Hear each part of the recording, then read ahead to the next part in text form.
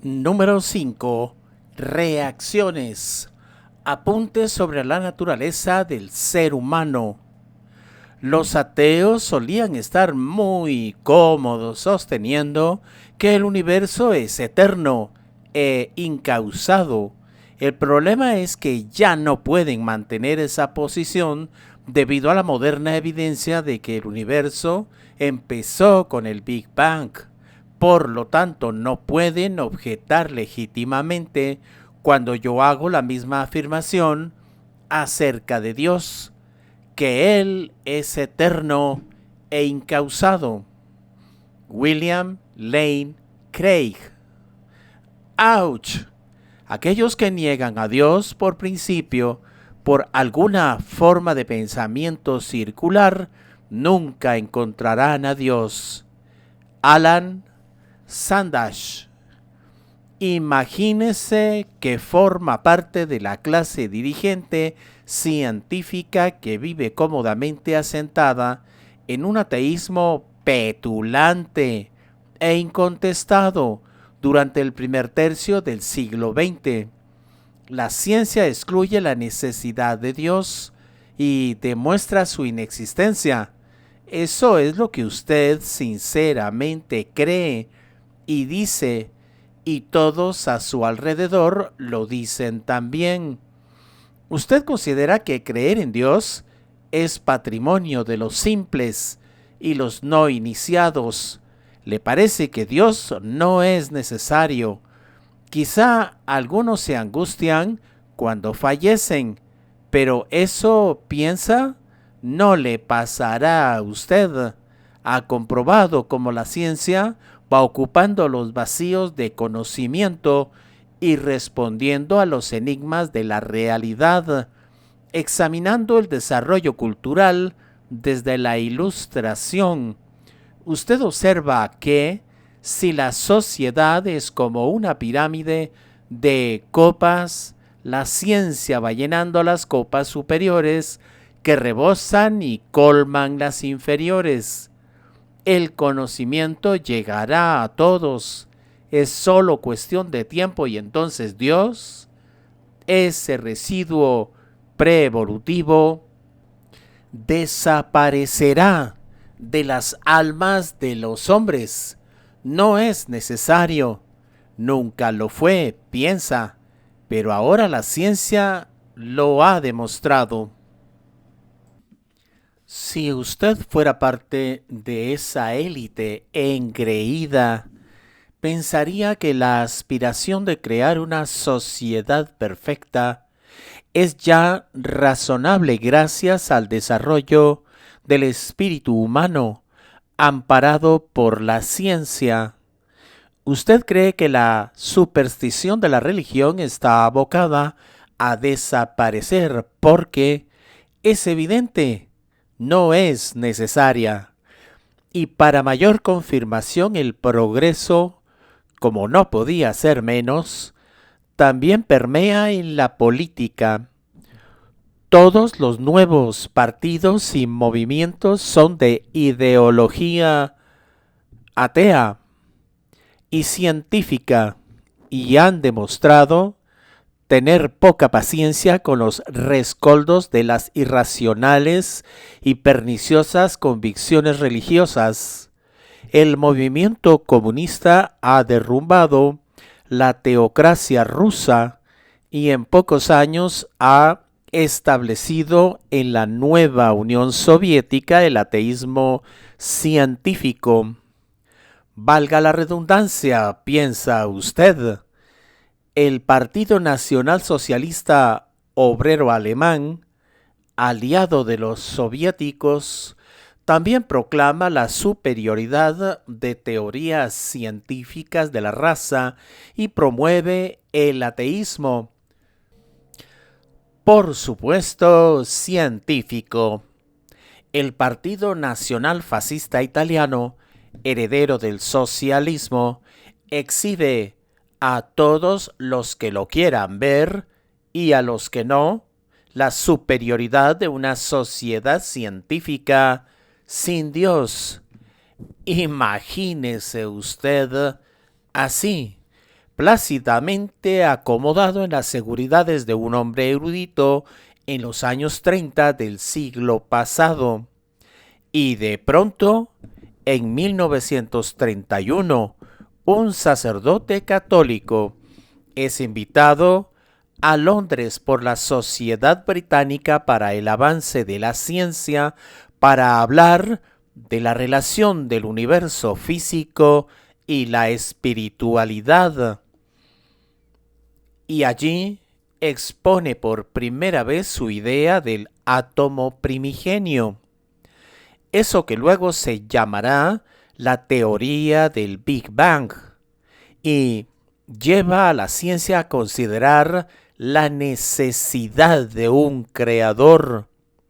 El mismo año, un ignoto, pequeño e insignificante científico cristiano destroza el ambicioso programa del más respetado y mundialmente famoso matemático, prácticamente demostrando la necesidad de Dios en las matemáticas. En esos mismos años y también posteriormente, los desarrollos de la cosmología confirman la segunda ley de la termodinámica y la formulación de la entropía que los ateos más avisados habían considerado como la mortal carga de profundidad que haría volar por los aires el ateísmo cientificista. También durante el primer tercio del siglo XX se descubre y formula la mecánica cuántica, que rompe conceptualmente con la física clásica, desdice el determinismo materialista y ofrece una imagen indeterminista de la realidad que se conjuga perfectamente con la experiencia de libre albedrío, algo que derrumba otros dogmas materialistas. Lo veremos en el capítulo 6, titulado Incertidumbre y Libertad.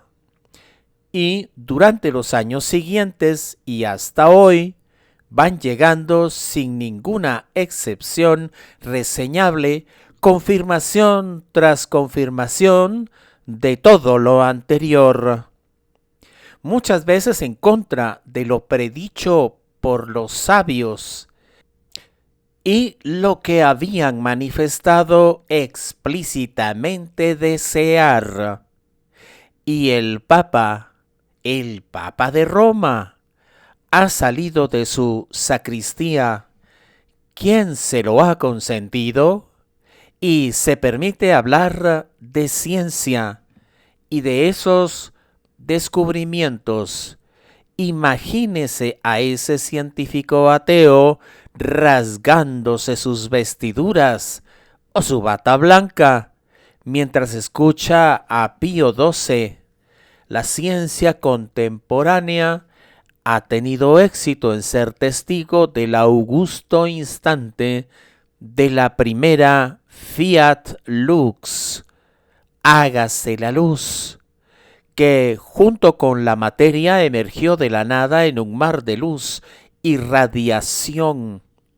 Por lo tanto, con esa concreción que es característica de las pruebas físicas, la ciencia moderna ha confirmado la contingencia del universo y también la deducción bien fundada de una época en que el mundo apareció de las manos del Creador.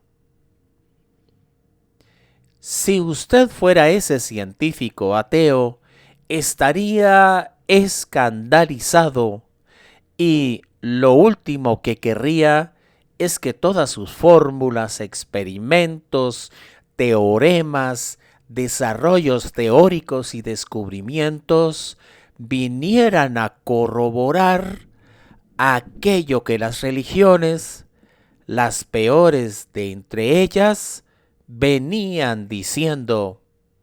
Y es posible que si usted fuera ese científico ateo hiciera todo lo posible para ignorar, desmentir, desprestigiar u ocultar esa evidencia.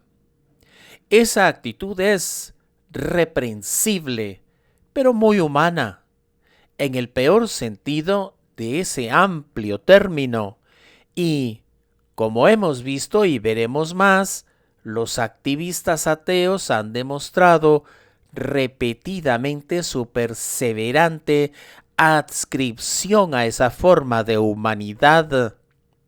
Así la oposición del señor Hoyle y sus colegas fue inspirada por motivaciones abiertamente antiteológicas o más bien anticristianas, como afirmó el físico y teólogo Stanley Jackie, buen conocedor del tema, o como admitía Martin Rees, conocido físico, sobre su profesor, el también conocido físico y reconocido ateo, Denis Siama. Para él, como para sus inventores de la teoría del estado estacionario, tenía una atracción filosófica profunda.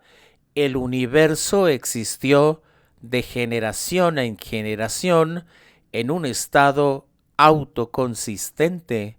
Cuando la evidencia contradictoria emergió, Siama buscó un resquicio, incluso uno que no pareciera apropiado, más como un abogado defensor que se aferra a cualquier argumento para rebatir el caso de la acusación. Ya no era ciencia, era ideología. Los últimos 100 años han sido muy duros para los científicos ateos y para los escépticos en general. En este tiempo, de forma consistente y en prácticamente todos los campos de la ciencia, los descubrimientos se acumulan prodigando las evidencias de la existencia de un algo, alguien que identificamos con lo que tradicionalmente se considera un Dios creador. No se trata solo de que filosóficamente se hayan multiplicado nuevas demostraciones de eso que llamamos Dios, sino que en los observatorios y en los laboratorios se han producido una cascada de descubrimientos que imponen la idea de Dios. Como dijo Max Planck, uno de los fundadores de la física cuántica. Teniendo todo esto en cuenta, no nos resulta extraña la confesión de decepción del físico y astrónomo Robert Jastrow, cuando todavía era agnóstico. Para el científico que ha vivido su fe en el poder de la razón, la historia termina como un mal sueño. Ha escalado la montaña de la ignorancia. Está a punto de conquistar el pico más alto y cuando se tira sobre la última roca, es saludado por una banda de teólogos que han estado sentados allí durante siglos. Frustrante. Lo entendemos. Por otro lado, en algún caso también se ha querido leer más en el Big Bang y en el resto de los descubrimientos científicos de lo que a nuestro juicio esos descubrimientos permiten. La ciencia, en especial la ciencia moderna, apunta a la existencia de un creador como no podía ser de otra manera, pues siempre se pueden hallar las huellas que nos indiquen quién fue el autor de un hecho. Esas huellas nos muestran fuera de toda duda quién fue el causante, pero no sus intenciones sobre las que podemos especular con más o menos fundamento, pero no estar ciertos. La teleología de la creación busca estudiar el sentido último de la realidad, el ¿para qué? La finalidad de la creación, lo cual no es objeto de la ciencia. Algunos autores teístas creen que se puede demostrar tal finalidad, que no sólo la existencia de Dios se puede probar por la observación, sino que podemos llegar a conocer el propósito de la creación a través de la ciencia. Diciendo, eso no significa que no pueda llegar a tener una idea clara de la finalidad de la creación, sino que esa claridad en la idea no viene proporcionada completamente por la ciencia.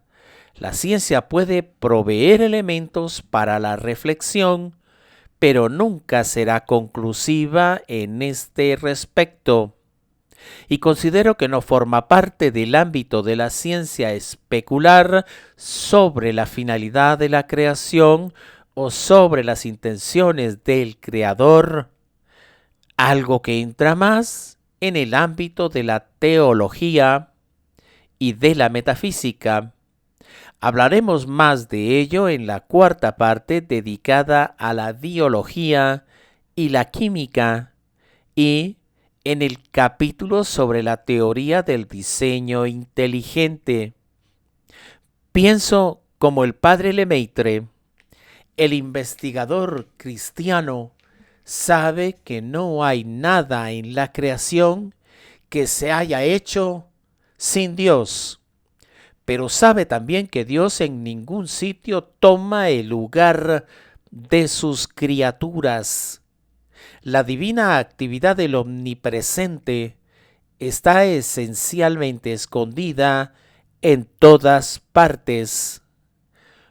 Nunca debe ser una cuestión reducir el Ser Supremo al rango de hipótesis científica. Censura y persecución.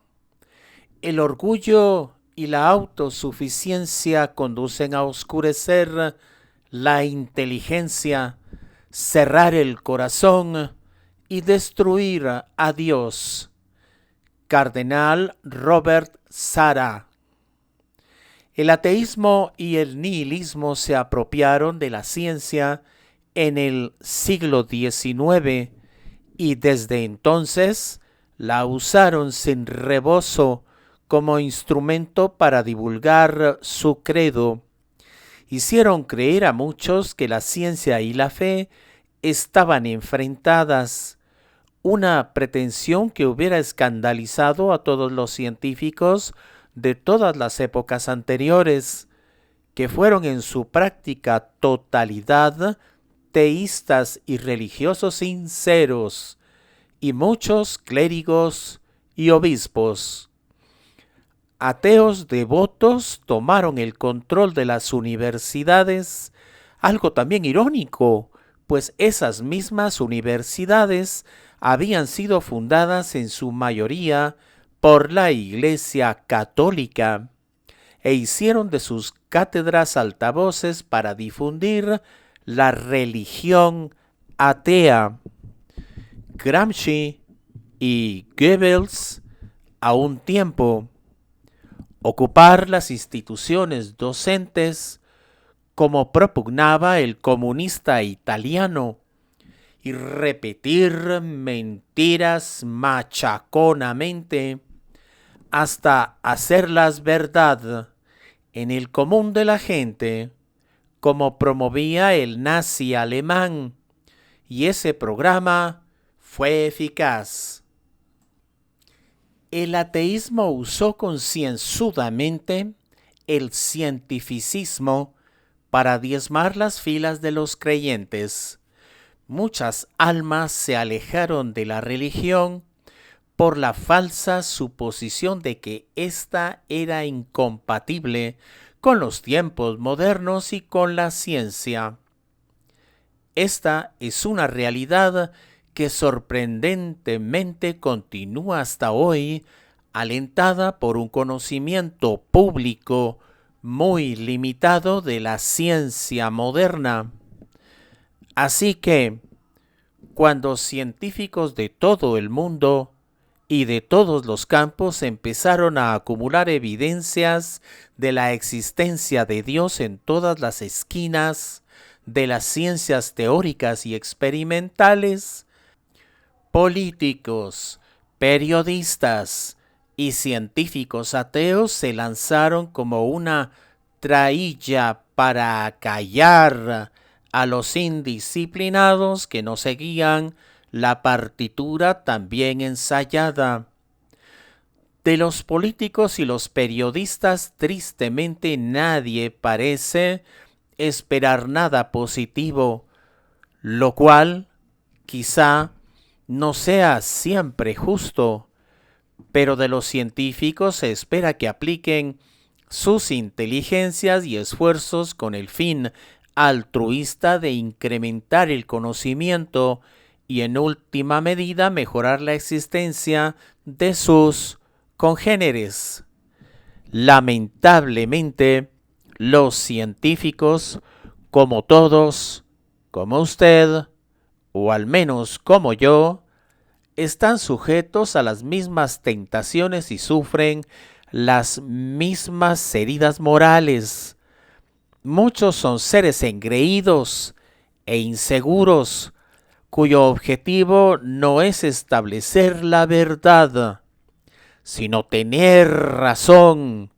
Mentes poderosas también pueden anidar en almas miserables.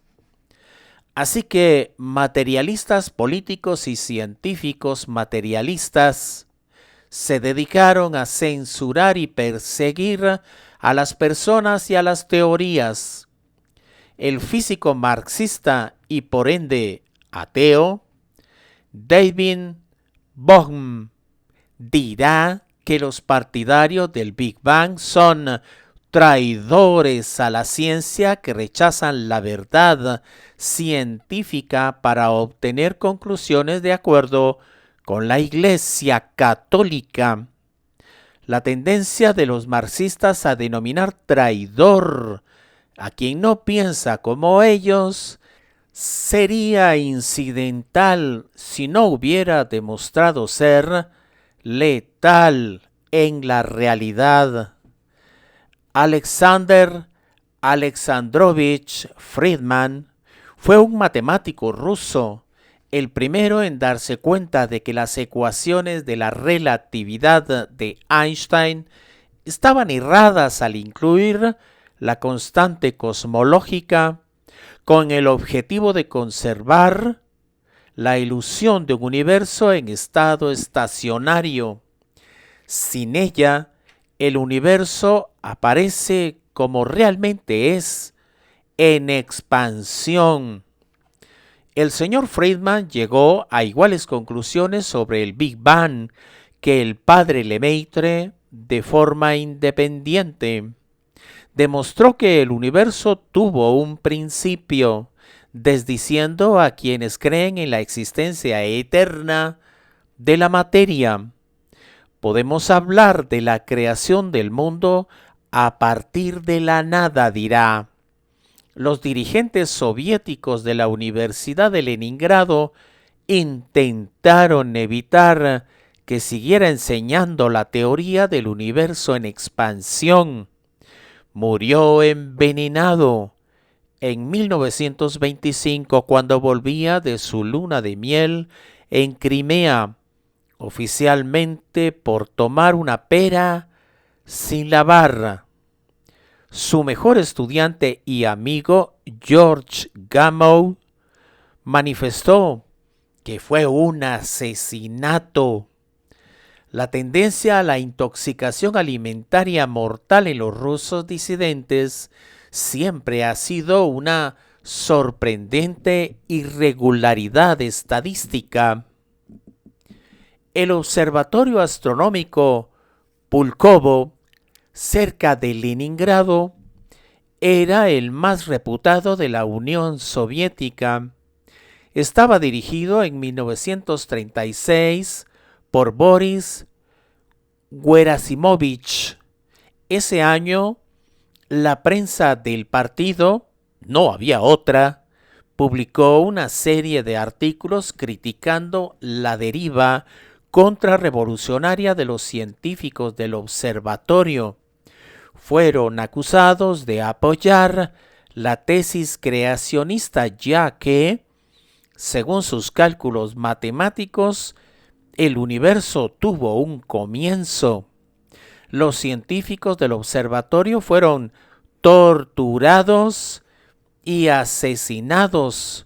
No se sabe con exactitud la cantidad de ellos, pero con seguridad fueron fusilados el señor Gerasimovich y también Evgeny Perepelkine, que fue alumno del señor Friedman y era el jefe del laboratorio de astrofísica, y también Innocenti Balanovsky, que dirigía el departamento de astrofísica, y también Dmitry Eropkine, que tenía el amenazante cargo de secretario de la Comisión Científica del Estudio del Sol. Y también Boris Numerov, miembro de la Academia de Ciencias Soviética, autor del método Numerov para resolver las ecuaciones diferenciales de segundo orden, y también Maximilian Muselius y Piotr Yachnov, astrónomos que trabajaban en el observatorio. Otros muchos fueron fusilados en 1937 y algunos condenados a 10 años de trabajos forzados en el Gulag y confiscación de sus bienes.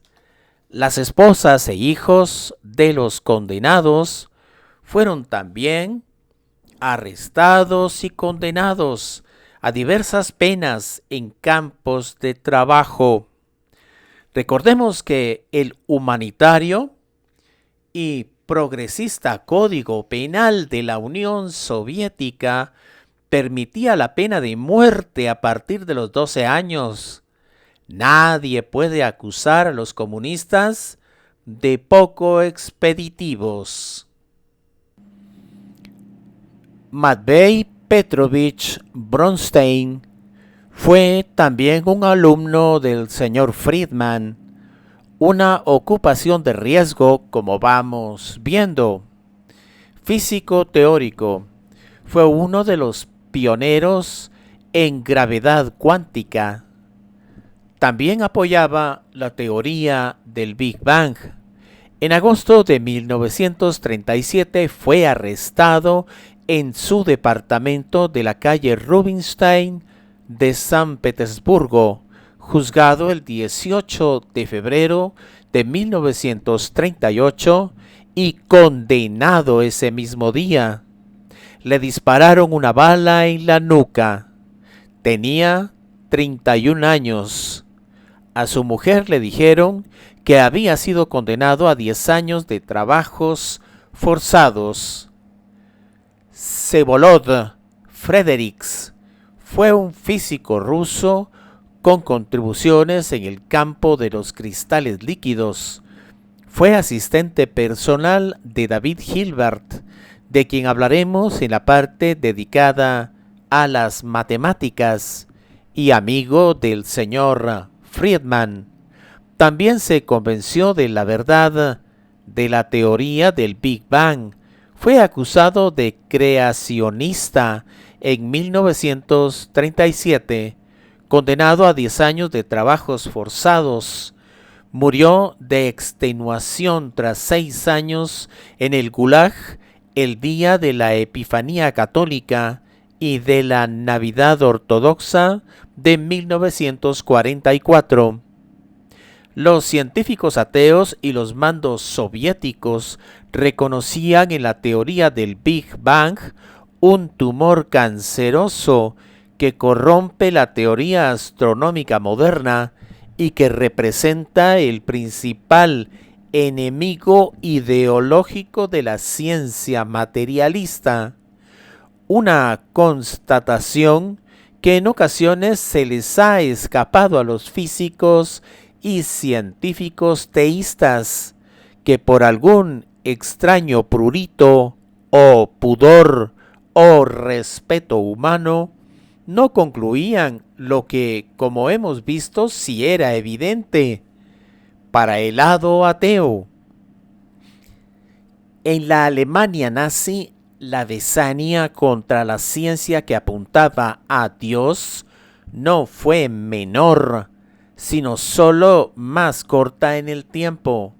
Científicos nazis crearon el movimiento Deutsche Physik, racista, materialista y ateo. Una vez más, miserables con grandes intelectos. Johannes Stark, que fue Premio Nobel de Física en 1919, y Philipp Lenard, también Premio Nobel en 1905, fueron los principales instigadores. Consiguieron desterrar de las universidades alemanas a los judíos y a todos quienes no comulgaran con su credo ateo. Es conocido que Albert Einstein se tuvo que exiliar, pero también lo tuvo que hacer Kurt Gödel, que era cristiano y quien luego sería el mejor amigo del señor Einstein en Princeton, y del que hablaremos profusamente en la parte dedicada a las matemáticas. Aquellos científicos ateos iniciaron una campaña contra Werner Heisenberg, al que tildaron de judío blanco, pues su principio de indeterminación también chocaba contra la física aria y el ateísmo del Estado. Otto Stern, judío, Premio Nobel de Física en 1943, y la segunda persona más nominada para ese premio en la historia. 82 nominaciones entre 1925 y 1945. También tuvo que fugarse de Alemania por causa de su raza y su religión. Por iguales motivos se exilió a Inglaterra Max Born, también de origen judío, Premio Nobel de Física en 1954, teísta, amigo del señor Einstein y uno de los pioneros de la mecánica cuántica. Viví y trabajé en Israel durante largos años, ya en el siglo XXI. Esa estancia cambió mi vida en formas que entonces ni siquiera conseguía imaginar. Una de las experiencias más extraordinarias de un tiempo ya de por sí extraordinario fue la visita a Yad Vashem, el Museo del Holocausto en una colina cerca de Jerusalén. Visitar Yad Vashem te hace comprender todo lo que de diabólico y terrorífico había en la ideología nacional socialista y la brutalidad, crueldad y espanto cotidiano existente en ese estado totalitario y sin Dios, valga la redundancia. Es una experiencia que te transforma. Creo que es necesario y acaso urgente un Yad Vashem para exponer la monstruosidad del comunismo. También he tenido la fortuna de vivir y trabajar varios años en la Ucrania y la Rusia recientemente postsoviéticas. Experimenté, conviví, sufrí las heridas y cicatrices creadas por el régimen más criminal, cruel y atroz que haya existido nunca en la historia de la humanidad un régimen animado por una fe atea y una ideología infernal que convertían al ser humano en un orco y a la sociedad en un averno. Nazis y comunistas querían un mundo sin Dios y como consecuencia construyeron el infierno en la tierra. Doy fe. Contorsiones. Debemos ser conscientes del hecho de que multitud de estudios cosmológicos son motivados por el deseo de evitar la singularidad inicial. John Barrow. La teoría del Big Bang produjo y produce gran contrariedad y desazón entre los científicos ateos que ven que la cosmología, sin ningún género de duda, apunta a la existencia de un creador. En palabras de Alexander Vilenkin, si seguimos la evolución de la cosmología hacia atrás en el tiempo, somos llevados a la singularidad inicial. Hubo al principio alguna esperanza de que esa singularidad fuera una característica patológica, pero esta esperanza se evaporó cuando Stephen Hawking y Roger Penrose probaron sus famosos teoremas de la singularidad. No había escapatoria y los cosmólogos tuvieron que encarar el problema del origen del universo. Confrontados con esta realidad, no han sido pocos los que han intentado por todos los medios retroceder la realidad para volver, sin decirlo explícitamente, a algo parecido al modelo de estado estacional. Si aceptamos que las proposiciones son científicas siempre que se puedan probar como falsas, siguiendo el criterio universalmente aceptado de Karl Popper, y no lo son si simplemente proponen ideas que no se pueden probar, entonces sin ninguna duda los retorcimientos y las contorsiones de algunos científicos ateos que veremos a continuación son acientíficas. ¿Tendrán valor o no en el campo de la creatividad? ¿Podrán escribirse novelas o rodarse películas sobre esas lucubraciones? Pero ya no pertenecen al mundo de la ciencia. Esas especulaciones no deberían ser llamadas teorías, pues les confiere una pretensión científica de la que carecen. Si usted escribe un ensayo sobre los pensamientos de la Mona Lisa cuando estaba siendo retratada por Leonardo da Vinci, es posible que incluso sea sugestivo, pero no será científico. No hay prueba que pueda refutar sus conjeturas. Nadie llamaría científicas a las historias de Zeus y los dioses olímpicos, y nadie pretendería como científica una teoría escrita sobre el Valhalla. Y no me refiero a las ciudades en Dakota del Norte y Carolina del Sur en Estados Unidos.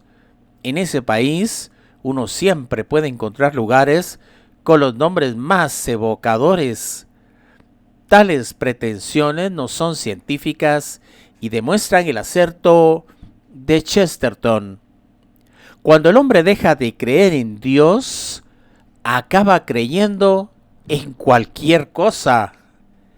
El Big Bang nos confronta con la incontrovertible verdad de que si hay un principio, hay creación y que, por tanto,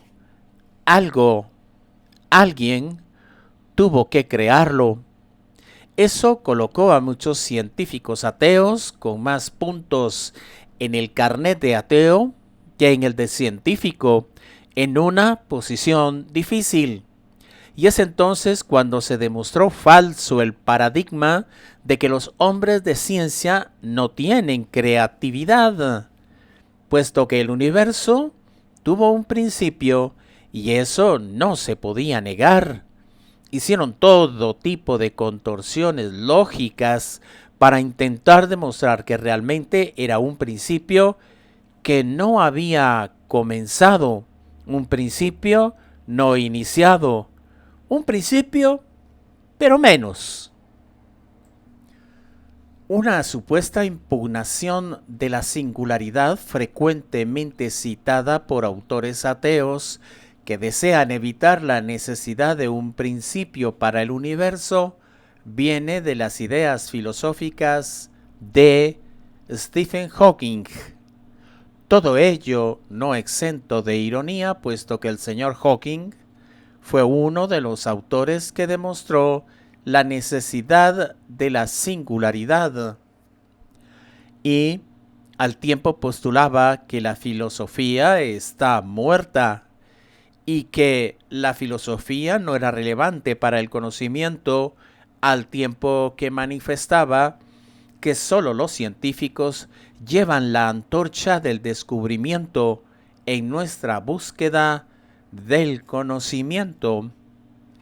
La pretensión de que solo uno mismo es quien lleva la antorcha del conocimiento suele terminar a lo bonzo, rociándose líquido inflamable y prendiéndose fuego con esa misma antorcha.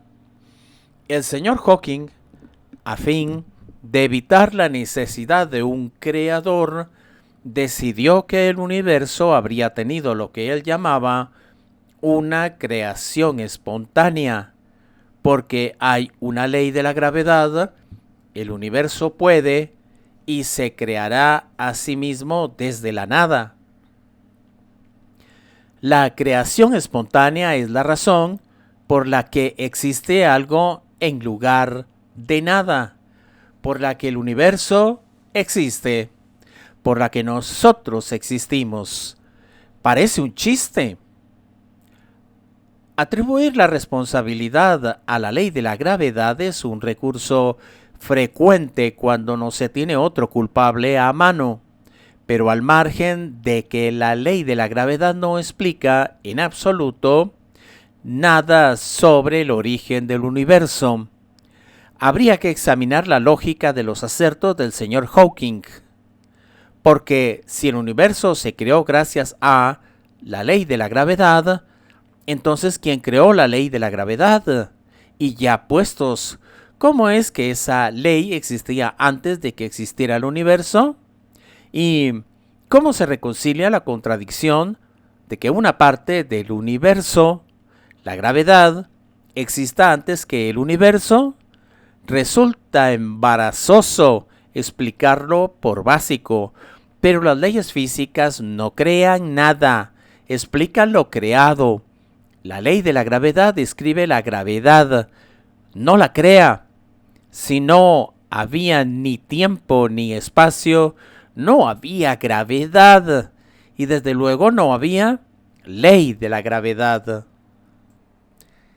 El señor Einstein aseguró que se ha dicho frecuentemente y no sin justificación que el hombre de ciencia es un mal filósofo.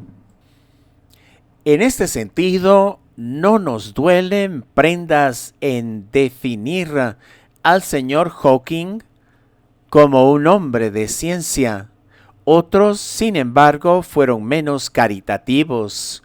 Una sandez es una sandez, incluso cuando las dice un científico mundialmente famoso, escribió John Lennox, profesor de matemáticas en la Universidad de Oxford. Gerard Verschuren apuntó a que Hawking puede que sea un buen científico, pero es un mal filósofo. Su idea de creación espontánea es puro ilusionismo filosófico. Roger Penrose, quien luego será Premio Nobel de Física en 2020, hablando de las teorías del señor Hawking, no pudo sino decir que no tienen ningún tipo de apoyo fundado en la observación. Joseph Silk le recomendará un poco de humildad sería bienvenida, y es que el señor Hawking no brillaba por su falta de soberbia. Así, Marcelo Gleiser también abundó en el tema. Consideró pretencioso imaginar que nosotros, los humanos, podamos conseguir tal cosa, una teoría final pretendidamente formulada por el señor Hawking. Es extremadamente engañoso promulgar teorías altamente especulativas como si fueran la palabra aceptada de la comunidad científica. Este tipo de bombo publicitario es irresponsable. Quizá Hawking debería dejar a Dios en paz. Wolfgang Schmidt, matemático, físico y filósofo, publicó un ensayo en 2012 cuyo título lo dice todo: Science and Myth, with a Response to Stephen Hawking. En definitiva, digamos piadosamente que las ideas filosóficas o teológicas del señor Hawking no recibieron una acogida calurosa. Pero es que además esas ideas no eran nuevas. La pretensión de un universo que se crea solo en contra de toda lógica o evidencia es un recurso no infrecuente entre los pensadores ateos atrapados en la esquina del Big Bang. Peter Atkins, un conocido divulgador ateo, escribió en su libro Creación Revisitada que el espacio-tiempo genera su propio polvo en el proceso de su autoensamblaje. Si no entiende lo que quiere decir esa frase, no se preocupen. Hay fundadas sospechas de que tampoco lo entiende el señor Atkins. De hecho, esa proposición ha sido seleccionada para acompañar la definición de sin sentido en algunos diccionarios, como tuvo a bien explicarle Keith Ward, profesor de filosofía en la Universidad de Oxford. Es lógicamente imposible que una causa cree ningún efecto sin que esa causa tenga existencia previa. Siempre resulta algo desmoralizador tener que aclarar lo obvio. Esta idea de un universo que se crea a sí mismo ha sido comparada con la peregrina aspiración del necio que anhela volar, tirando para arriba de sus propias botas, convencido de que si imprime más fuerza, esta vez sí, volará como un pájaro. Y dándole un ingenioso giro, se ha hecho ver que la única forma en que tal idea se puede realizar es precisamente con la aceptación de la existencia de eso que llamamos Dios. Nuestro concepto de tiempo empieza con la creación del universo. Por lo tanto, si las leyes de la naturaleza crearon el universo, estas leyes tienen que haber existido antes del tiempo. Es decir, que las leyes de la naturaleza estarían fuera del tiempo. Lo que tenemos entonces son leyes completamente no físicas, fuera del tiempo y creando el universo.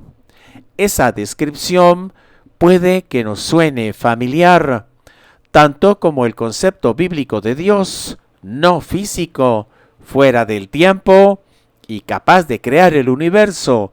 Debe de ser frustrante, no importa cuánto los ateos lo intenten, al final aparece otra vez Dios creador. Otra contorsión: si el universo no se ha podido crear a sí mismo y es imposible ignorar el Big Bang, ¿qué tal si el universo ha rebotado desde la eternidad? Sabemos que al Big Bang le sigue una expansión, pero ¿y si esa expansión se desacelerara? Luego es plausible que el universo pare su expansión e inicie su retroceso y encogimiento hasta el colapso, en algo que se ha dado en llamar el Big Crunch. Y si en lugar de ese Big Crunch el universo rebota y produce un nuevo Big Bang que inicia un nuevo ciclo, y ya puestos, ¿qué tal si estos ciclos son infinitos? Entonces volveríamos a la existencia de un universo infinito en el tiempo y no necesitaríamos la existencia de un creador. Bien, esta es la llamada teoría del universo que rebota. El nombre, reconozcámoslo, es muy evocador. Un problema para esta teoría es que el universo no está reduciendo la velocidad de su expansión en contra de lo que lógicamente se podría esperar, sino que está acelerándose. Después de un tiempo en que el universo sí se desaceleró, durante los últimos miles de millones de años, el universo de hecho está acelerando su expansión. Esto es la evidencia de la energía oscura, de la que ya hablamos más arriba. Y, por tanto, si esta expansión continúa, no habrá Big Crunch. Pero incluso si esta aceleración de la expansión volviera a cambiar, hay muchas evidencias que desmantelan la teoría rebotadora. Veamos varias. A.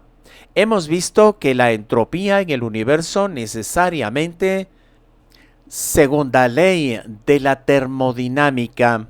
Sin embargo, sabemos que la entropía en el momento del Big Bang era inmensamente pequeña. De hecho, y como veremos en un capítulo posterior titulado Si nos toca la lotería todos los días, era tan pequeña y tan afinada que supone uno de los argumentos incontestables a favor de la existencia de un creador.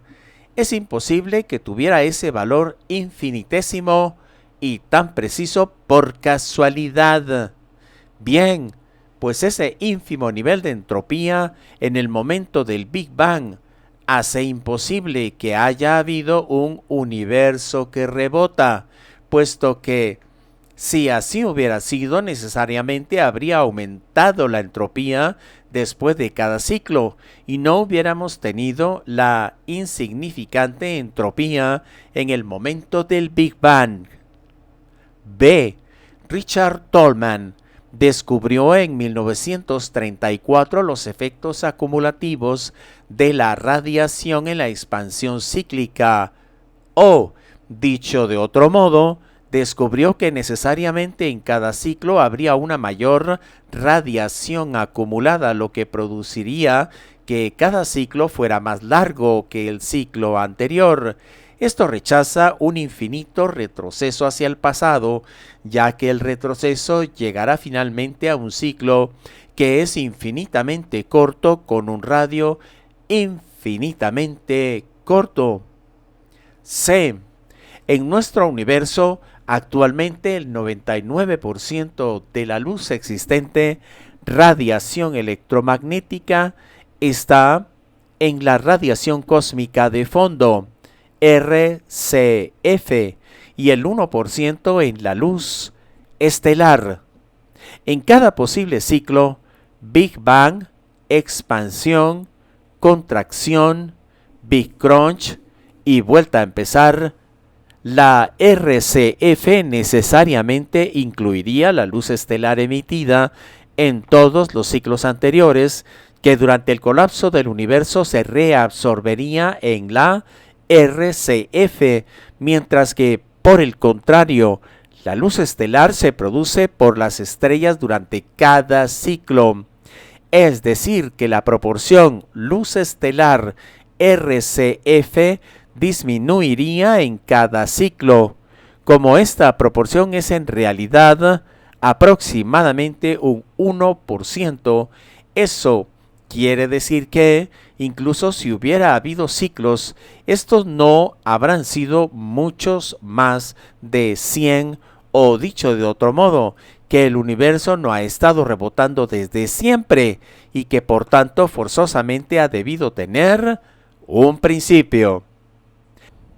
En definitiva, un universo que rebota, como solía decir un antiguo compañero, no es posible y además es imposible. Tercer intento. De acuerdo, el Big Bang es ineludible y el universo se expande. De hecho, la evolución del universo se muestra como si fuera un cono, es decir, que como el universo se dilata, cada vez el cono tiene una base mayor, pero en el momento inicial todo el universo estaba constreñido a la punta de ese cono. En esa punta ocurrió el Big Bang hace unos 14.000 millones de años, pero ¿y si no pudiéramos saber exactamente cuándo pasó el Big Bang porque la punta del cono no fuera completamente aguda sino curva? Entonces el universo, digámoslo así, no tendría un límite definido. No podríamos saber cómo habría ocurrido el Big Bang exactamente y no habría habido singularidad. ¡Voilá! Esto es lo que propone el modelo Hartle-Hawking, que ha hecho pensar a algunos que un universo sin límite es lo mismo que un universo sin principio y que por tanto reinstalaba el modelo de universo en estado estacionario.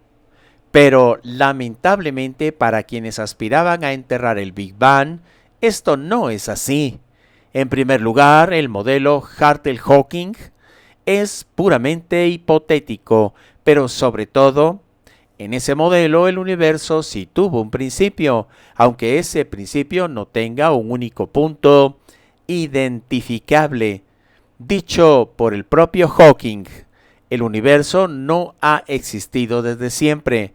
Al contrario, el universo y al mismo tiempo tuvieron un principio con el Big Bang. Vaya por Dios, nunca mejor dicho. Multiversos, la opción desesperada. Actualmente no hay ninguna evidencia que apoye la idea del multiverso. Es meramente una idea especulativa. Anthony Flew.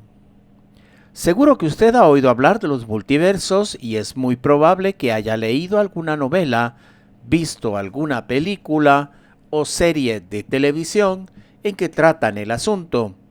En mi familia también nos gusta la ciencia ficción. Mi mujer prefiere Star Trek y yo la Guerra de las Galaxias. Pues bien, la noción de multiversos tiene tanta evidencia real como la existencia de los vulcanianos o de los Jedi y muchos menos seguidores. Por resumir la idea, según ella, nuestro universo solo sería uno de una infinidad de universos existentes. La cantidad de posibles universos es tan variable como los miembros de la Casa Real Británica y, por tanto, no resultaría tan extraordinario que uno de tantos universos esté ajustado tan precisamente para la existencia de la vida. Usted y yo hemos tenido suerte de nacer en este, porque los demás universos no parecen merecer tanto la pena. La idea de los multiversos, en manos de los escritores ateos, recuerda a las distracciones que crean los ilusionistas para que no veamos cómo se introduce la paloma en la chistera. No perdamos de vista lo sustancial.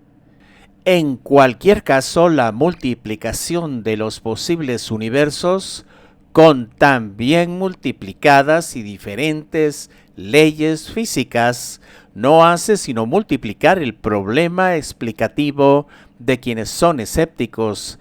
Si para explicar el Big Bang y nuestro universo nos vemos forzados a acudir a alguien creador, esa necesidad no disminuye si multiplicamos los universos y los Big Bangs.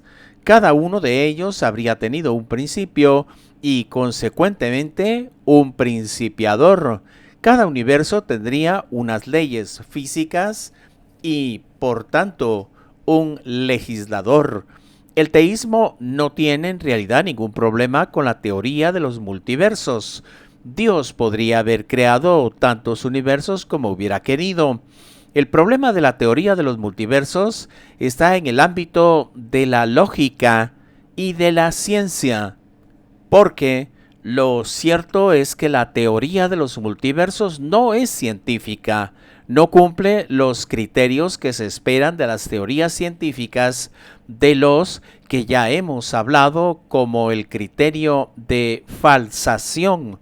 Nunca nadie podrá probar falsa esta teoría, lo que sin duda tiene ventajas para quienes teorizan sobre ella, puesto que los posibles universos alternativos son, por definición, inobservables y, por tanto, nada en ellos es susceptible de ser testado. Nada se puede demostrar, ni su existencia, ni nada en absoluto. Uno se pregunta, ¿cómo esos mismos científicos que abominan cuando alguien aproxima cualquier teoría científica a la idea de Dios, no tienen ningún pudor en presentar abstracciones quiméricas como si fuera ciencia? Reconozcamos estas especulaciones por lo que en verdad son. No son física, sino que en el sentido más estricto son metafísica, aseguró el eminente físico John Polkinghorne.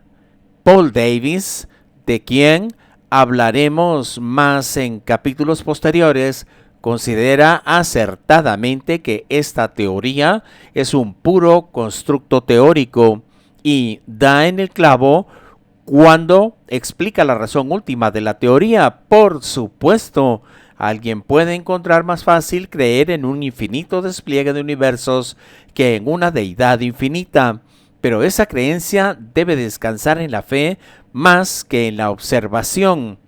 Lee Smolin dedicó un libro entero a criticar la teoría de cuerdas y de los multiversos, presentándolas como acientíficas y describiendo con acierto que las ideas que las sostenían, básicamente que cualquier ley física es posible, solo hace falta pensar en el universo apropiado para ella, realmente son destructoras de la verdadera ciencia y del estudio de las leyes efectivas de la ciencia.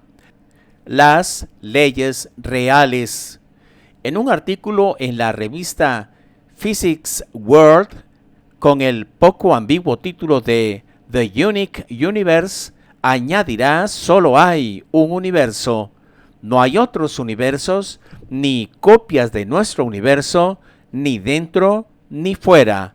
Todo lo que es real en un momento. No solo el tiempo es real, sino que todo lo demás que es real está situado en el tiempo. Nada existe sin tiempo. John Lennox, de quien hablamos más arriba, escribió con sorna sobre los multiversos. La creencia en Dios parece una opción infinitamente más racional si la alternativa es creer que cualquier universo que pudiera existir de hecho existe, incluyendo uno en que Richard Dawkins sea un arzobispo de Canterbury. Christopher Hitchens, el Papa, y Billy Graham ha sido votado ateo del año. Y el profesor de física en la Universidad de Oxford, Frank Close, dijo algo similar, pero con tono justificadamente irritado. La teoría M no está ni siquiera definida. Incluso se nos dice que nadie parece saber qué significa M. Quizá viene de mito. Pero ahora que hemos establecido que la seguridad de algunos en la existencia real de Darth Vader tiene tantas posibilidades de ser demostrada falsa y consiguientemente tanto fundamento científico como la teoría de los multiversos, creemos oportuno explicar algo más de la teoría y la relación con lo que en este libro estamos tratando, puesto que en la última década, o así se ha convertido en una muy popular conjetura entre el público no necesariamente versado en ciencia. Se considera que quien primero presentó esta idea fue un emprendedor norteamericano llamado Hugh Everett III, fanático de la ciencia ficción, que estudió ciencias físicas en Princeton y que después de conseguir el doctorado no se dedicó a la física teórica, sino a la consultoría en varias empresas, principalmente armamentísticas. En 1959, tras publicar su tesis doctoral en que abogaba por la interpretación de muchos mundos de la física cuántica, quiso presentarla en Copenhague a Niels Bohr y su equipo y recibió críticas severas. Con respecto a Everett, ni yo, ni siquiera Niels Bohr, podíamos aguantarle cuando visitó Copenhague para vender sus ideas irremediablemente erróneas. El señor Everett era indescriptiblemente estúpido y no podía entender la cosa más simple de mecánica cuántica. O hay algunas nociones de Everett que parece carecer de ningún contenido con sentido, como por ejemplo su función universal de onda, la idea en que basó la teoría de los multiversos. El señor Everett era ateo convencido